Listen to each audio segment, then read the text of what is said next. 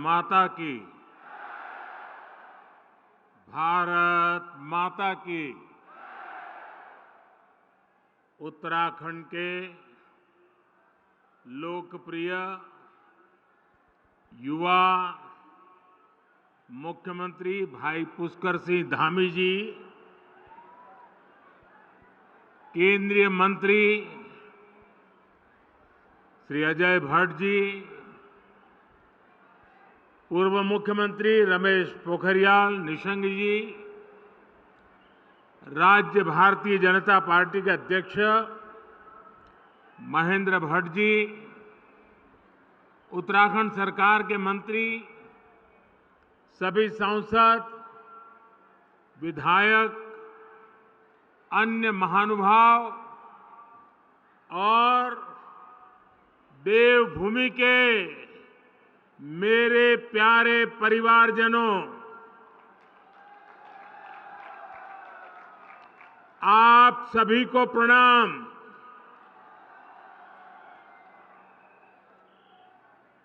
आज तो उत्तराखंड ने कमाल कर दी है जी। शायद ऐसा दृश्य देखने का सौभाग्य शायद ही पहले किसी को मिला हो।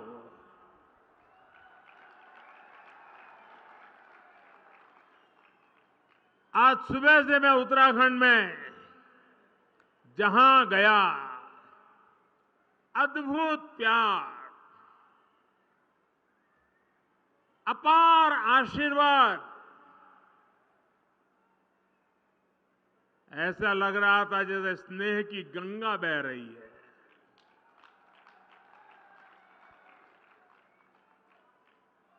आध्यात्म और अप्रतिम शौर्य की इस धरा का मैं वंदन करता हूं। वीर माताओं को विशेष रूप से वंदन करता हूं। जब बद्रीनाथ धाम में जय बद्री विशाल का उद्घोष होता है तो गढ़वाल राइफल्स के वीरों का जोश बढ़ जाता है। जब गंगोली हाट के कालिका मंदिर की घंटियां जय महाकाली के जयकारों से गूंजती है तो कुमाऊं रेजिमेंट के वीरों में अदम्य साहस का संचार होने लगता है। यहां मानसखंड में बागेश्वर, बैजनाथ, नंदा देवी, गोलू देवता, पूर्णागिरी, कसार देवी, कैची धाम, कटारमल, नाना कमता, रीठा साहिब, अनगिनत देव स्थलों की श्रृंखला का वैभव हमारे पास बहुत बड़ी विरासत है। राष्ट्र रक्षा और आस्था की इस तीर्थ भूमि पर मैं जब जब आया हूं, जब भी आपका स्मरण किया है, मैं धन्य हो जाता हूं।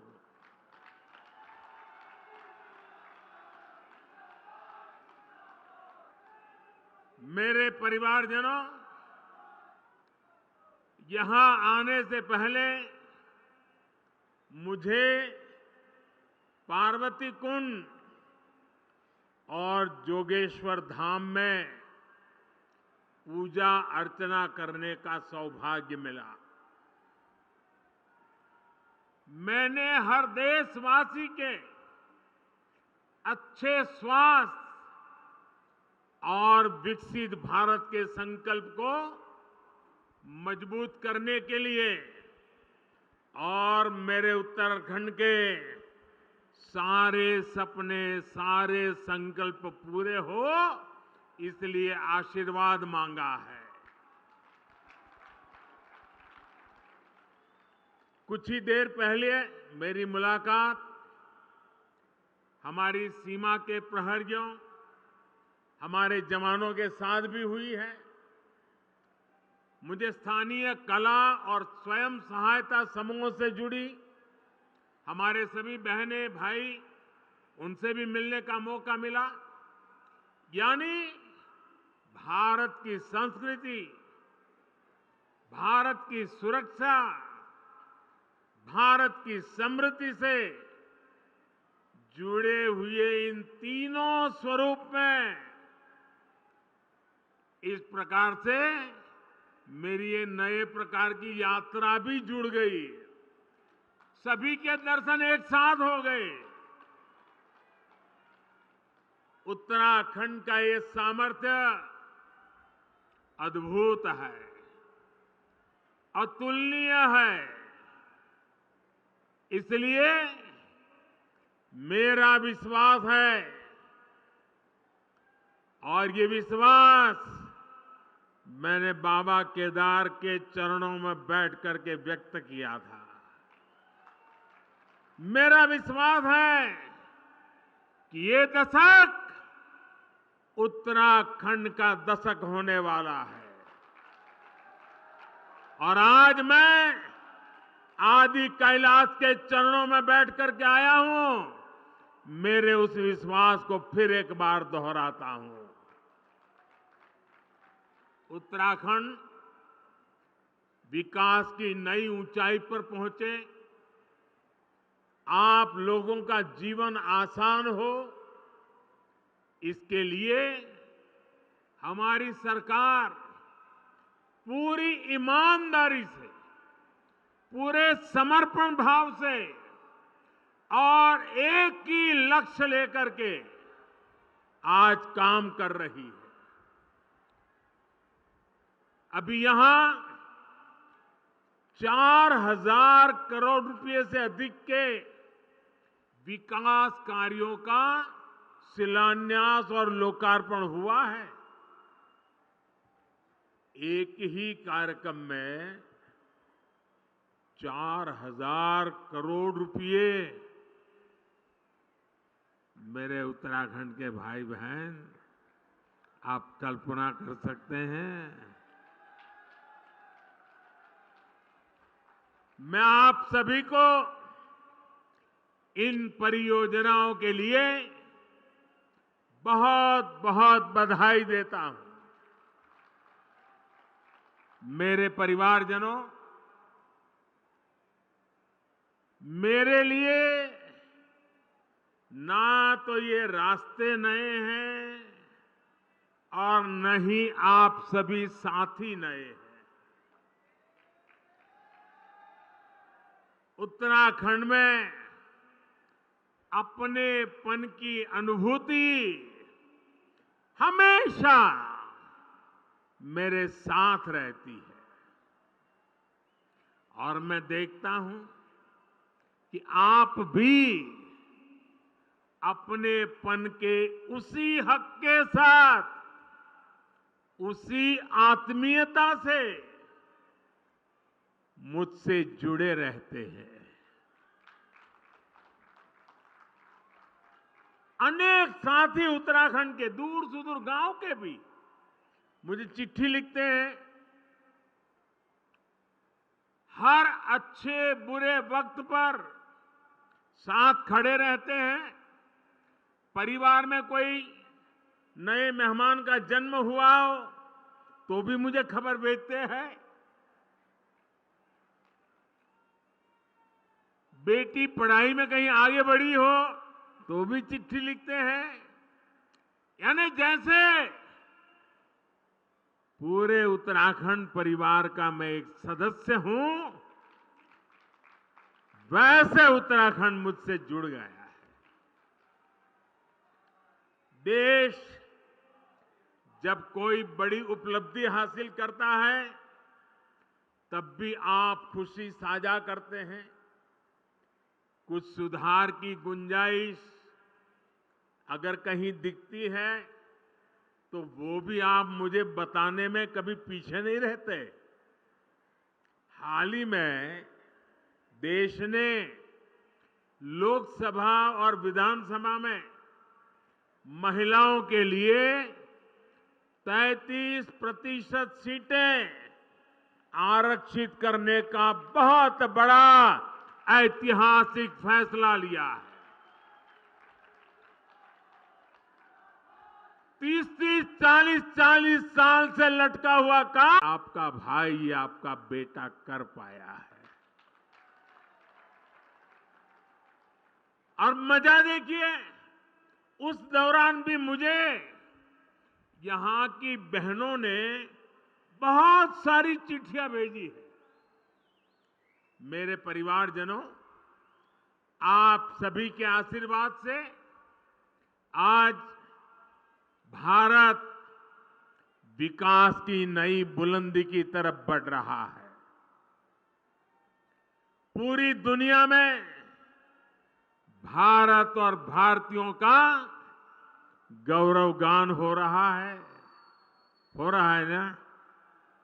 हो रहा है ना? पूरी दुनिया में भारत का डंका बज रहा है ना? एक समय था चारों तरफ निराशा का माहौल था। पूरा देश जैसे मानो निराशा में डूब गया था। तब हम लोग हर मंदिर में जाकर यही कामना करते थे कि भारत जल्द से जल्द मुश्किलों से बाहर निकले। हर भारतीय सोचता था कि हजारों करोड़ के घोटालों से देश को मुक्ति मिले। सबकी कामना थी कि भारत का यश बढ़े। आप देखिए, चुनौतियों से घिरी दुनिया में, दुनिया का हाल आप देख रहे हैं। चुनौतियों से घिरी दुनिया में भारत की आवाज कितनी बुलंद होती जा रही है। अभी कुछ सप्ताह पहले ही G20 का इतना बड़ा शानदार आयोजन हुआ। उसमें भी आपने देखा कि कैसे दुनिया ने हम भारतीयों का लोहा माना है। आप मुझे बताइए, जब दुनिया भारत का गौरवगान करती है, जब दुनिया में भारत का डंका बजता है, आप बताएंगे, जवाब देंगे? मैं पूछूं, जवाब देंगे? जब दुनिया में भारत का नाम ऊंचा होता है, आपको अच्छा लगता है? पूरी ताकत से बताइए, आपको अच्छा लगता है? जब भारत दुनिया को दिशा दिखाता है, तो आपको अच्छा लगता है? ये सब किसने किया है? ये सब किसने किया है? ये मोदी ने नहीं किया है। ये सब कुछ आप मेरे परिवारजनों ने किया है। इसका यश आप सब जनता जनार्दन को जाता है। क्यों? याद रखिए क्यों?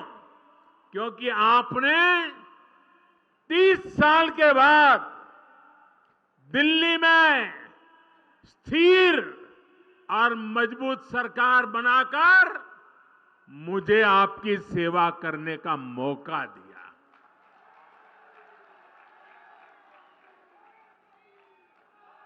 आपके वोट की ताकत है। जब मैं दुनिया के बड़े बड़े लोगों से हाथ मिलाता हूं ना, आपने देखा होगा अच्छों से हो रहा है मामला। लेकिन जब मैं हाथ मिलाता हूं ना, तो बराबर आंख भी मिलाता हूं। और जब मेरी तरफ वो देखते हैं ना, तो मुझे नहीं देखते हैं, 140 करोड़ हिंदुस्तानियों को देखते हैं।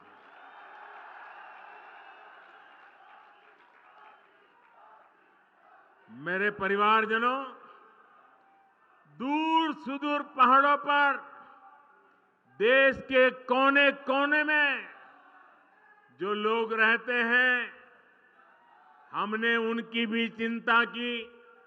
इसलिए सिर्फ 5 वर्ष में ही देश में 13.5 करोड़ गरीबी से बाहर आए। 13.5 करोड़ लोग। ये आंकड़ा याद रखोगे? आंकड़ा याद रखोगे? कितने? 13.5 करोड़ लोग गरीबी से बाहर 5 साल में आना, ये अपने आप में दुनिया अचरज कर रही है। ये 13.5 करोड़ लोग कौन है? इनमें से बहुत सारे लोग आपकी तरह ही पहाड़ों में रहने वाले हैं, सुदूर इलाकों में रहते हैं। ये 13.5 करोड़ लोग इस बात का उदाहरण है कि भारत अपनी गरीबी मिटा सकता है। साथियों, पहले नारा दिया जाता था गरीबी हटाओ, मतलब आप हटाओ। उन्होंने कह दिया गरीबी हटाओ। मोदी कह रहा है हम मिलकर के गरीबी हटा के रहेंगे। हम ओनरशिप लेते हैं, जिम्मेवारी लेते हैं और जी जान से जुट जाते हैं। आज हर क्षेत्र, हर मैदान में हमारा तिरंगा ऊंचे से ऊंचा लहरा रहा है। हमारा चंद्रयान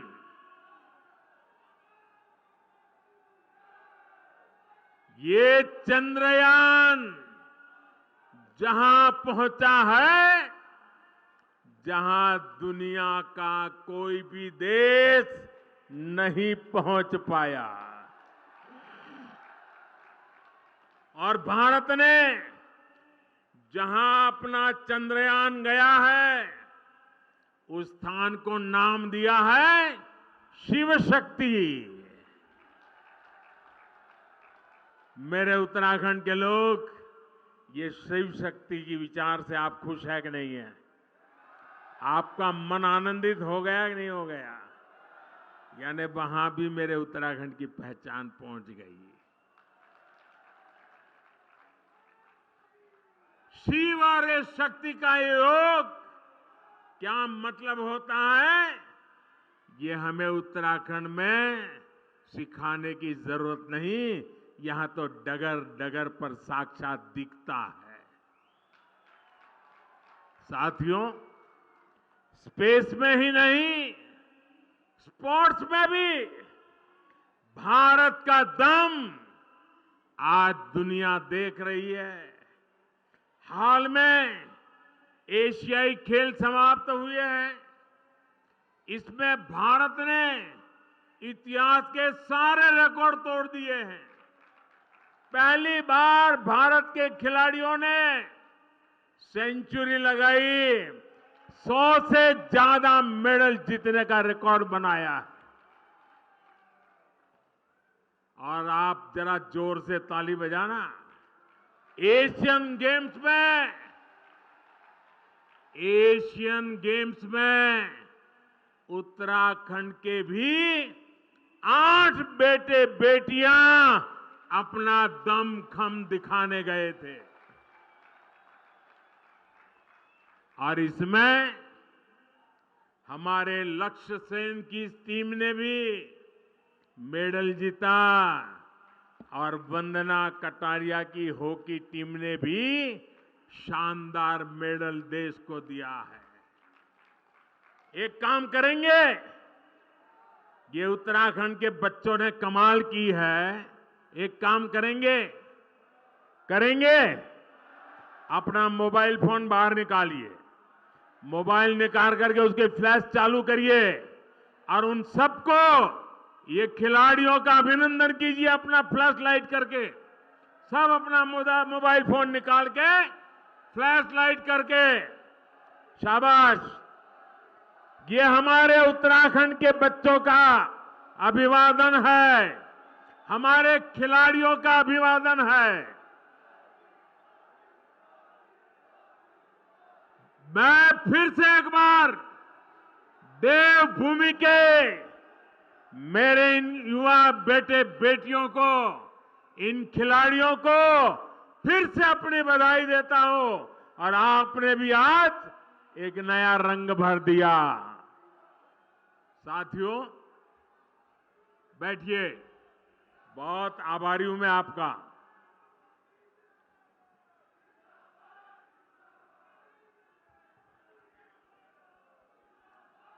भारत के खिलाड़ी देश दुनिया में अपना परचम लहराए, इसके लिए सरकार खिलाड़ियों की पूरी मदद कर रही है।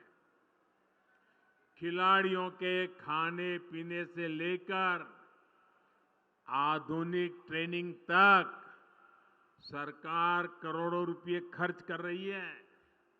ये तो सही है, लेकिन एक उल्टा भी चल रहा है। सरकार तो कर रही है, लेकिन लक्ष्य का जो परिवार है ना, और लक्ष्य जो है वो मुझे हमेशा जब विजयी होता है तो आपकी बाल मिठाई लेकर के आता है।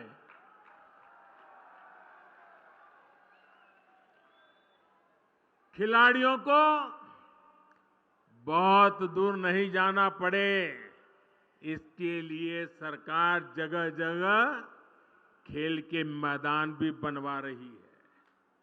आज ही हल्द्वानी में हॉकी ग्राउंड और रुद्रपुर में वेलोड्रोम स्टेडियम का भी शिलान्यास हुआ है। मेरे नौजवानों, ताली बजाइए, आपका काम हो रहा है। इसका लाभ मेरे उत्तराखंड के युवाओं को मिलेगा। मैं धामी जी और उनकी पूरी टीम को भी बहुत बहुत बधाई भी देता हूं, बहुत बहुत शुभकामनाएं भी दूंगा, जो राष्ट्रीय खेलों की तैयारी में पूरे जोश से जुटी हुई है। बहुत बहुत बधाई आपको और आपकी पूरी टीम को बधाई। मेरे परिवारजनों, उत्तराखंड के हर गांव में देश के रक्षक हैं। यहां की वीर माताओं ने वीर पुत्रों को जन्म दिया है, जो मेरे देश की रक्षा कर रहे हैं। वन रैंक वन पेंशन की उनकी दशकों पुरानी मांग को हमारी ही सरकार ने पूरा किया। अब तक वन रैंक वन पेंशन के तहत 70,000 करोड़ रुपए, उससे भी ज्यादा हमारी सरकार ने पूर्व सैनिकों को दिए हैं। इसका लाभ उत्तराखंड के भी 75,000 से ज्यादा पूर्व सैनिकों के परिवारों को मिला है। हमारी सरकार की बहुत बड़ी प्राथमिकता बॉर्डर एरियाज में विकास की भी है। आज बॉर्डर एरियाज में सुविधाओं का निर्माण बहुत तेज गति से हो रहा है। आप सोच रहे होंगे कि आपकी क्या गलती थी, ये काम पहले की सरकारों ने क्यों नहीं किया। गलती आपकी नहीं थी। पहले की सरकारों ने इस डर से बॉर्डर एरिया का विकास नहीं किया कि कहीं दुश्मन इसका फायदा उठाकर अंदर ना आ जाए। बताइए क्या तर्क देते थे। आज का नया भारत पहले की सरकारों की डरी हुई सोच को पीछे छोड़कर आगे बढ़ रहे हैं। न हम डरते हैं, न हम डराते हैं। भारत की पूरी सीमा उस पर हम आधुनिक सड़कें बना रहे हैं, सुरंगें बना रहे हैं, पुल बना रहे हैं। बीते 9 वर्षों में सिर्फ बॉर्डर एरियाज में ही 4,200 किलोमीटर से ज्यादा लंबी सड़कें बनाई गई है। हमने बॉर्डर के किनारे करीब 250 बड़े पुल और 22 सुरंगें भी बनाई है। आज भी इस कार्यक्रम में अनेक नए पुलों के लिए शिलान्यास हुआ है। अब तो हम बॉर्डर तक ट्रेनों को भी लेकर आने की तैयारी कर रहे हैं। इस बदली हुई सोच का लाभ उत्तराखंड को भी मिलने जा रहा है। मेरे परिवारजनों, पहले सीमावर्ती क्षेत्रों को, सीमावर्ती गांवों को देश का अंतिम गांव माना जाता था। जो अंतिम है, विकास के मामले में उसका नंबर भी आखिर में ही आता था। ये भी एक पुरानी सोच थी। हमने सीमावर्ती गांवों को अंतिम नहीं, बल्कि देश के पहले गांव के रूप में विकसित करना शुरू किया है। वाइब्रेंट विलेज प्रोग्राम के तहत ऐसे ही सीमावर्ती गांवों का विकास किया जा रहा है। हमारी कोशिश यही है कि यहां से जो लोग पलायन करके गए हैं, वो फिर लौट के आ जाएं। हम चाहते हैं इन गांवों में पर्यटन बढ़े, तीर्थ यात्रा का विस्तार हो। मेरे परिवारजनों, एक पुरानी कहावत है कि पहाड़ का पानी और पहाड़ की जवानी पहाड़ के काम नहीं आती। मैंने संकल्प लिया है कि मैं इस अवधारणा को भी बदल कर रखूंगा। आपने भी देखा है कि अतीत की गलत नीतियों के कारण उत्तराखंड के अनेक गांव वीरान हो गए। सड़क, बिजली, पानी, पढ़ाई, दवाई, कमाई, हर चीज का अभाव, और उस अभाव के कारण लोगों को अपना घर छोड़ना पड़ा है। अब स्थितियां बदल रही है। जैसे जैसे उत्तराखंड में नए अवसर बन रहे हैं, नई सुविधाएं बन रही हैं, वैसे वैसे अनेक साथी गांव लौटने लगे हैं। डबल इंजन सरकार का प्रयास है कि गांव वापसी का यह काम तेजी से हो। इसलिए इन सड़कों पर, बिजली के प्रोजेक्ट्स पर, अस्पतालों पर, स्कूल कॉलेजों पर, मोबाइल फोन के टावर पर इतना बड़ा निवेश किया जा रहा है। आज भी यहां इनसे जुड़े हुए कई प्रोजेक्ट शुरू हुए हैं। यहां सेब के बागान और फल सब्जियों के लिए बहुत संभावनाएं हैं। अब जब यहां सड़कें बन रही हैं, पानी पहुंच रहा है, तो मेरे किसान भाई बहन भी प्रोत्साहित हो रहे हैं। आज जो पॉली हाउस बनाने और सेब के बाग विकसित करने की योजना भी शुरू हुई है। इन योजनाओं पर 1100 करोड़ रुपए खर्च होने वाले हैं। इतना सारा पैसा उत्तराखंड के हमारे छोटे छोटे किसानों का जीवन बेहतर बनाने के लिए खर्च किया जा रहा है। पीएम किसान सम्मान निधि के तहत भी उत्तराखंड के किसानों को अब तक 2,200 करोड़ रुपए अधिक मिल चुके हैं। साथियों, यहां तो मोटा अनाज, श्री अन्न भी अनेक पीढ़ियों से उगाया जाता है। मैं जब आपके बीच में रहा करता था, बहुत समय काटा है आपके बीच में, तब घर घर में मोटा अनाज भी खूब खाया जाता था। अब केंद्र सरकार इस मोटे अनाज को, श्री अन्न को दुनिया के कोने कोने तक पहुंचाना चाहती है। इसके लिए देश भर में एक अभियान शुरू किया गया है। इनका भी बहुत बड़ा फायदा हमारे उत्तराखंड के छोटे किसानों को मिलने जा रहा है। मेरे परिवारजनों, हमारी सरकार माताओं बहनों की हर मुश्किल, हर असुविधा को दूर करने के लिए प्रतिबद्ध है। इसलिए हमारी सरकार ने गरीब बहनों को पक्का घर दिया। हमने बहनों बेटियों को शौचालय बनाकर दिया, गैस कनेक्शन दिए, बैंक में खाता खुलवाया, मुफ्त इलाज जो किया, मुफ्त राशन आज भी चल रहा है ताकि गरीब का घर का चूल्हा जलता रहे। हर घर जल योजना के तहत उत्तराखंड में 11 लाख परिवारों की बहनों को पाइप से पानी की सुविधा मिल रही है। अब बहनों के लिए एक और काम किया जा रहा है। इस साल लाल किले से मैंने महिला स्वयं सहायता समूहों को ड्रोन देने की घोषणा की है। ड्रोन के माध्यम से खेतों में दवा, खाद, बीज ऐसे अनेक काम किए जा सकेंगे।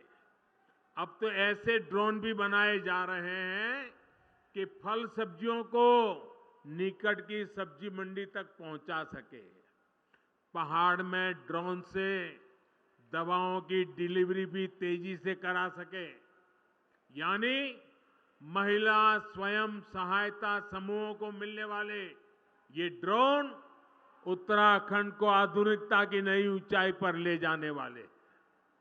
मेरे परिवारजनों, उत्तराखंड के तो गांव-गांव में गंगा है, गंगोत्री है। यहां के हिम शिखरों में शिवजी और नंदा विराजते हैं। उत्तराखंड के मेले, कौथिग, थौल, गीत संगीत, खान पान अपनी विशिष्ट पहचान रखते हैं। पांडव नृत्य, छोलिया नृत्य, मांगल गीत, फुलदेई, हरेला, बघवाल और रम्माण जैसे सांस्कृतिक आयोजन से ये धरती समृद्ध है।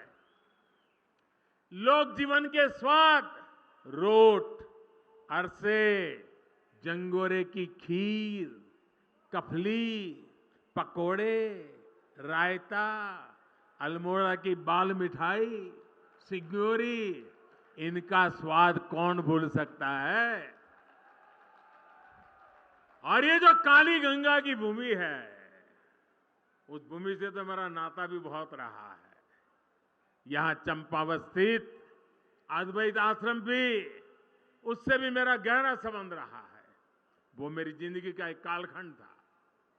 मेरी कितनी ही यादें यहां के इंच इंच जमीन पर पड़ी हुई है। इस बार बहुत इच्छा थी कि मैं इस दैवीय परिसर ज्यादा समय बिताऊं, लेकिन कल दिल्ली में G20 से जुड़ा एक बड़ा सम्मेलन है। सारी दुनिया के पार्लियामेंट के जो स्पीकर है G20 के, उनका एक बहुत बड़ा समिट है। और इस वजह से मैं अद्वैत आश्रम चंपावत नहीं जा पा रहा हूं। मेरी ईश्वर से कामना है कि मुझे जल्द ही इस आश्रम में आने का फिर एक बार मौका मिले। मेरे परिवारजनों, उत्तराखंड में पर्यटन और तीर्थ यात्रा के विकास से जुड़े डबल इंजन सरकार के प्रयास अब रंग ला रहे हैं। इस वर्ष उत्तराखंड में 4 धाम यात्रा के लिए आने वाले श्रद्धालुओं की संख्या 50 लाख के आसपास पहुंच रही है। सारे रिकॉर्ड टूट चुके हैं।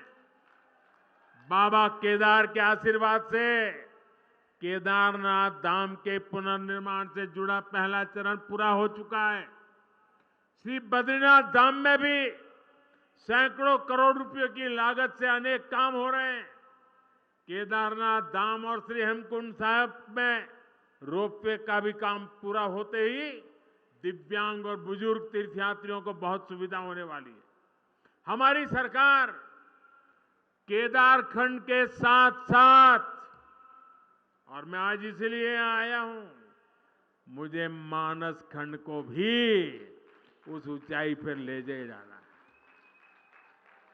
केदारखंड और मानस खंड की कनेक्टिविटी पर भी हम बहुत बल दे रहे हैं। जो लोग केदारनाथ बद्रीनाथ धाम जाते हैं वे जोगेश्वर धाम, आदि कैलाश और ओम पर्वत भी आसानी से आ सके, ये प्रयास किया जा रहा है। आज जो ये मानसखंड मंदिर माला मिशन शुरू हुआ है, उससे भी कुमाऊं के अनेक मंदिरों तक आना जाना आसान होगा। मेरा अनुभव कहता है कि जो लोग बद्रीनाथ और केदारनाथ आते हैं वे भविष्य में इस और जरूर आएंगे। उनको इसी क्षेत्र का पता नहीं है और आज जरूर वीडियो जब टीवी पर देखेंगे ना, ये मोदी चक्कर काट के आया है, आप देख लेना, हर एक को करेगा यार कुछ तो होगा। और आप तैयारी करो, यात्रियों की संख्या बढ़ने वाली है। मेरा मानस खंड धम धम होने वाला है जी। साथियों, उत्तराखंड की बढ़ती हुई कनेक्टिविटी यहां के विकास को नई ऊंचाई पर ले जाने वाली है। 4 धाम महापरियोजना से, ऑल वेदर रोड से आपको बहुत सुविधा हुई है। ऋषिकेश कर्णप्रयाग रेल परियोजना पूरी होने के बाद तो पूरे क्षेत्र का कायाकल्प हो जाएगा। इस पूरे क्षेत्र में उड़ान योजना के तहत सस्ती हवाई सेवाओं का भी विस्तार किया जा रहा है। आज ही यहां बागेश्वर से कनाली चीना तक, गंगोली हाट से अल्मोड़ा तक और टनकपुर घाट से पिथौरागढ़ तक की सड़कों का काम शुरू हुआ है। इससे सामान्य जन को सुविधा के साथ साथ पर्यटन से कमाई के अवसर भी बढ़ेंगे। मुझे खुशी है कि यहां की सरकार होम स्टे को प्रोत्साहन दे रही है। पर्यटन तो एक ऐसा सेक्टर है जहां सबसे अधिक रोजगार है और कम से कम पूंजी लगती है। आने वाले समय में तो टूरिज्म सेक्टर का बहुत अधिक विस्तार होने वाला है, क्योंकि पूरी दुनिया आज भारत आना चाहती है, भारत को देखना चाहती है, भारत को जानना चाहती है। और जो भारत को देखना चाहता है वो उत्तराखंड आए बिना भारत को देखना उसका पूरा नहीं हो सकता। मेरे परिवारजनों, बीते समय में उत्तराखंड जिस तरह प्राकृतिक आपदाओं से घिरा रहा है, उससे भी मैं भली भांति परिचित हूं। हमने अपने बहुत से स्वजन खोए हैं। प्राकृतिक आपदाओं से निपटने के लिए अपनी तैयारियों को हमें बेहतर करते रहना ही है और हम करते रहेंगे। इसके लिए आने वाले 4-5 सालों में उत्तराखंड में 4000 करोड़ रुपए खर्च किए जाएंगे। उत्तराखंड में ऐसी सुविधाओं का निर्माण किया जाएगा जिससे आपदा की स्थिति में राहत और बचाव का काम तेजी से हो सके। मेरे परिवारजनों, ये भारत का अमृत काल है। ये अमृत काल देश के हर क्षेत्र, हर वर्ग को सुविधा, सम्मान और समृद्धि से जोड़ने का काल है। मुझे पूरा विश्वास है कि बाबा केदार और बद्री विशाल के आशीर्वाद से, आदि कैलाश के आशीर्वाद से हम अपने संकल्पों को तेजी से सिद्ध कर पाएंगे। एक बार फिर इतना प्यार देने के लिए 7 किलोमीटर, मैं सचमुच में मेरे पास वर्णन करने के लिए शब्द नहीं है। मैं हेलीकॉप्टर से निकला, 7 किलोमीटर यहां आया और आने में भी देर इसलिए हुई, 7 किलोमीटर दोनों तरफ वो ह्यूमन चेन नहीं थी, ह्यूमन वॉल थी। ऐसी भीड़ लगी थी और जैसे परिवार में कोई अवसर हो वैसे उत्सव के कपड़े पहनकर, शुभ प्रसंग के कपड़े पहन करके मंगल वातावरण में माताओं के हाथ में आरती, फूलों के गुलदस्ते, आशीर्वाद देने से वे रुकते नहीं थे। ये मेरे लिए बड़ी भावुक क्षण थी।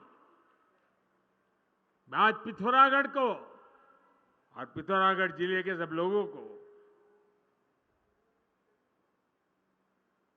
इस पूरे खंड को,